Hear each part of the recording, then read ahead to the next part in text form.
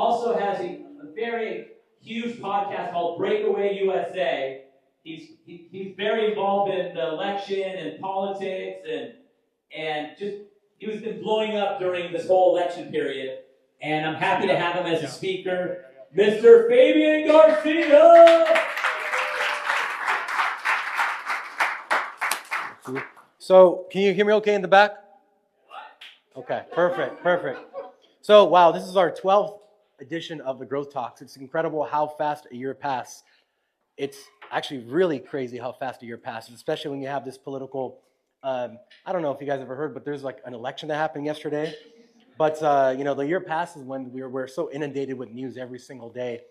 But, I came out here. I got here this morning. Obviously, I was up late for the election. I flew in from Atlanta to be here. Of course, couldn't miss the one-year anniversary.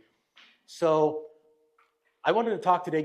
I always give really actionable information, talk about networking and things that you can actually take with you and go apply it to your business and your life. So something that interesting that's happened last year, well, let me back up a little bit. My family came from communist Cuba. So they fled communist Cuba. They came here.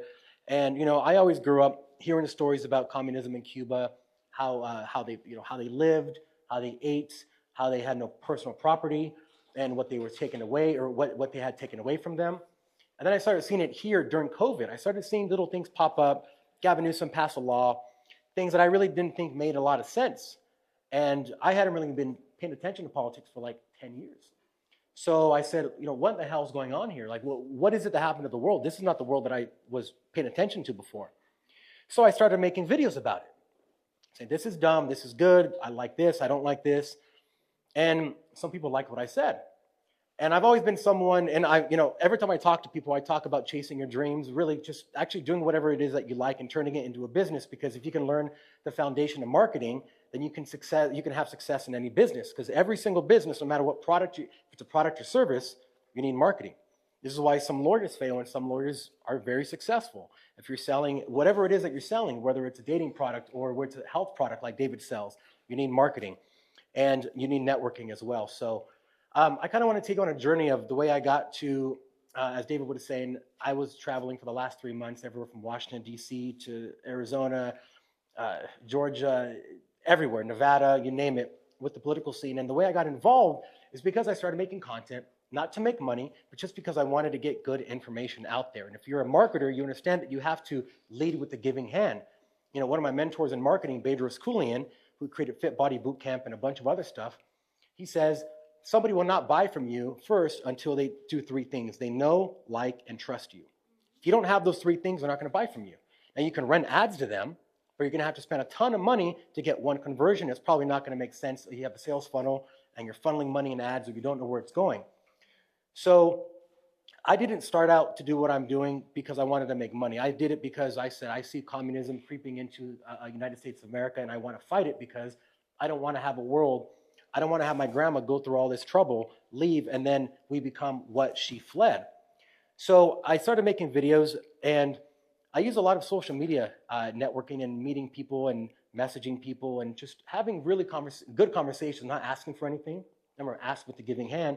Never asked for anything, never asked for any money, for any deals, for any spots on any podcasts, any shows. And when you put really good content out like that, you don't ask for anything. People, because here's the thing, as business people, whenever you put something out, people are always like, okay, what is he going to ask for me? You go to an event. I'm sure you've all been to many events. This is the only event where we're not going to sell you anything. We're just giving you information.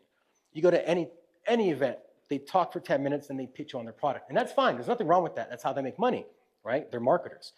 But I did it just because I wanted to get information out. And there's something powerful that happens when you just put information out just for putting information out. This is why we have free giveaways, right? You put your email in, we'll give you the 10 steps to do something. We'll give you the 5 best ways you can earn $1 million in the next year, whatever it is. It's critical because they're starting to trust you without you selling them anything. And in the world of marketing, and David can tell you this, everything is about efficiency. Everything's about your CPMs. Everything's about your cost to close someone. If you're selling higher ticket items, like over, let's say, $250, $500, then you probably want to get them on the phone to close that deal because someone's not going to buy a $1,000 coaching program before they talk to an actual person. It's very rare that that happens.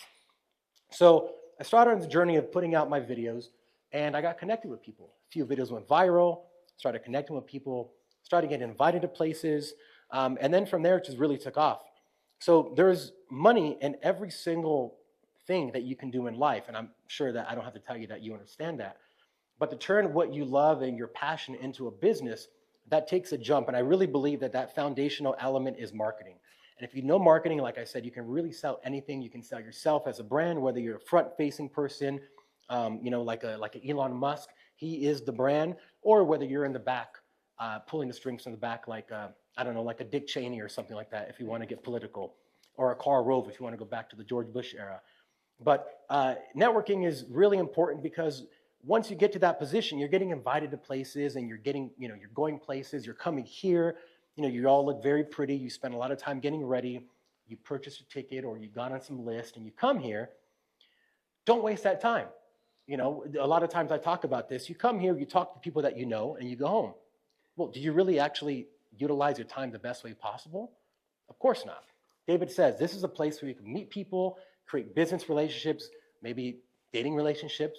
I know some people who have hooked up here. I'm not going to point fingers, but but really, it's for connecting.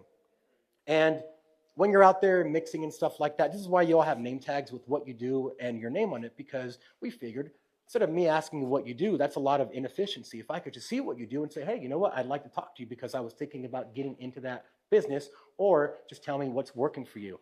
I think that's a very powerful thing. And it's not just this place, any networking or any event you go to. Meet people, obviously. But here's what I always say is when you meet someone, you don't want to tell them something. You don't want to ask them a closed-ended question where they already have the pre-rehearsed answer that they can give you.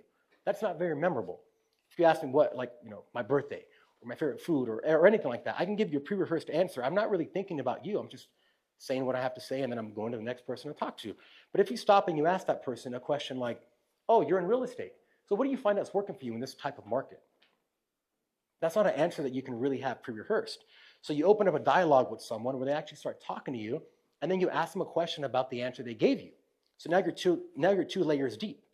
Now you're having a real conversation with that person because you can only memorize so many things. But what you want to get to is you want to break that superficial level and get to the deeper level. And that's how you become friends with people. This is why drinking alcohol with people works so well, because sure, you're one person, you're nice in your suit and everything, but then when you start drinking, then you become the real you. This is why golf courses are a great place to do business. Places like this, anywhere with alcohol, you really want to get to know the person, and maybe they're really bad drunks and you don't want to do business with them. It's better to find out now than go into partnerships with them and find out that they stole all the money because they went on a drug binge and now all your money's in Vegas, right? This happens a lot, like a lot, right? But you don't know that. So really getting deeper, I think, is extremely important. Having self-conscious, being self-conscious. I think one of the first growth talks here, I talked about a philosopher named Hegel, and I think someone said, hey, that's a little bit too deep. We're here to learn, not to be in class. But George Hegel came up with a concept that's called, to be self-conscious, and that means that every single person that you meet has a different idea about who you are. It's pretty incredible. So you think of yourself one way. You have all these deficiencies, all these things. Oh, I don't look good today. No one even knows that your hair is bad today. No one even knows that your toenails are not painted the way you want to paint them. But you carry all that with you when you're meeting people. So if you think you have a bad hair day and you go to an event, you're going to be shy a little bit. You're not going to feel confident. No one knows what you look like. But you have the self-concept of yourself, and every single person that you meet, every single person has a different idea of who you are. This is why narcissists tend to excel in business, because they're always the best, right? I'm always the best. I'm always the best. And people believe that. So we're in Hollywood, technically Beverly Hills. Sorry, David, I don't want to devalue your house. It's Beverly Hills. But the whole fake it till you make it. A lot of people fake it till you make it. This is Hollywood. But there's a really deeper meaning behind that, where is if you transform yourself into the person that you actually want to be, you're not really faking it anymore, right? Think about Hulk Hogan. Everyone knows who Hulk Hogan is, with the arms and the bandana and the stash. That's his gimmick. He created that gimmick to be a wrestler, and now he is that gimmick. Does anyone actually know what Hulk Hogan's real name is in here?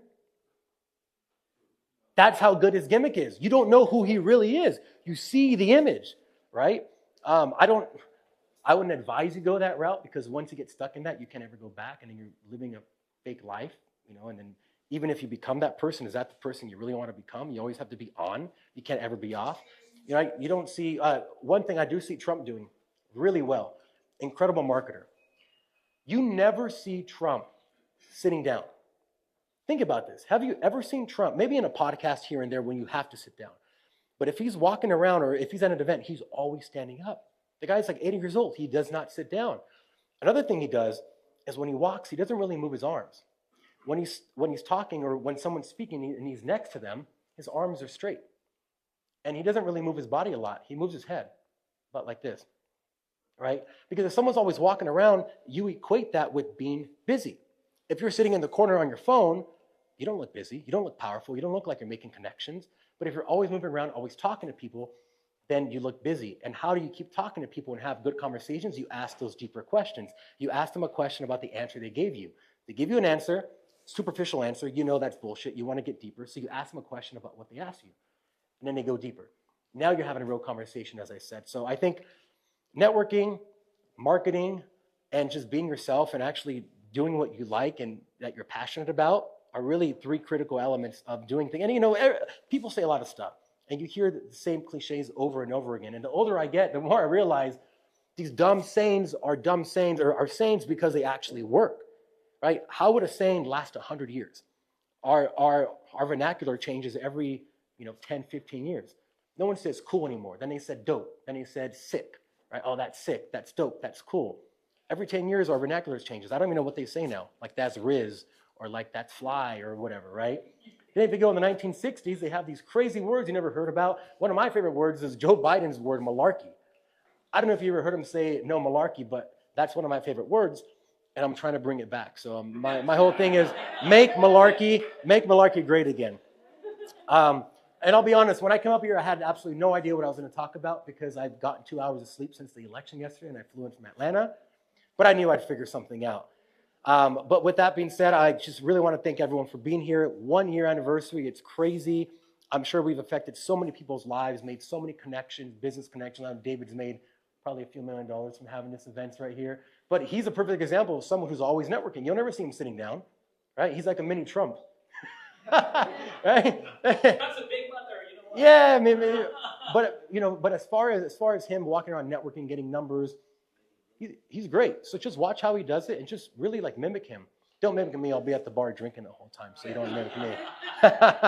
But yeah, no, I really want to thank everyone for being here for the 12th time. Some of you have been here many times, and I really hope that you've learned a lot and you've excelled in your business life and hopefully your personal life if you're lucky. But yeah, with that, everyone, this is me, and I just wanted to say, let's make America great again, baby. I had to do it.